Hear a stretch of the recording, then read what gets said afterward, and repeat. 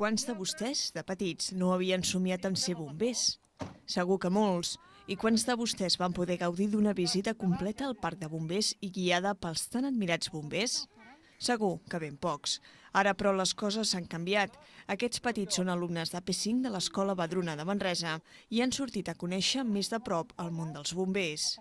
Hem parlat a l'escola dels bombers, de la seva tasca, la seva feina, les feines de prevenció i sobretot perquè P4, malauradament que nosaltres fem P5 i aquest any no ho treballem, però a P4 sí que treballen un tema dels bombers i ells estan molt avesats amb el material, com es vesteixen, quines feines fan i hem volgut arrodonir amb la visita.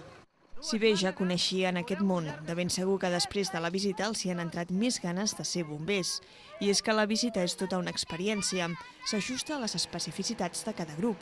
I aquesta, per exemple, aprofitant que feia bo, s'ha fet tota a l'exterior. Els més xics s'han pogut enfilar sobre el camió i han pujat a l'escala i s'han pogut emprovar un casc de bombers. Però, sens dubte, el que més ha impactat els petits. Veure com pujaven l'escala. La manguera. La manguera per què? Perquè l'hem tirat cap allà. M'ha agradat la manguera. A mi m'ha agradat l'escala. Tot i que es tracta d'una visita lúdica, els bombers no deixen escapar l'oportunitat per transmetre un missatge de seguretat i precaució, encara que sigui molt bàsic. El nostre objectiu del dia d'avui és dir que a casa coses tan senzilles com mai hem de jugar, encara que sembla un tòpic, mai hem de jugar amb foc, i sobretot quin és el telèfon si algun dia ens han d'avisar. El telèfon d'emergència és el 112, el 112.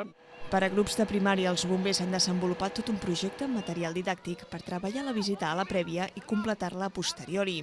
En aquest cas, però, encara són massa petits. Al final de la visita, però, intercanvi de regals. Els bombers s'emporten un àlbum amb dibuixos dels petits i a canvi els hi lliuren un còmic elaborat pels mateixos bombers. Cada retruc envia aquest missatge de precaució a l'interior de totes les cases.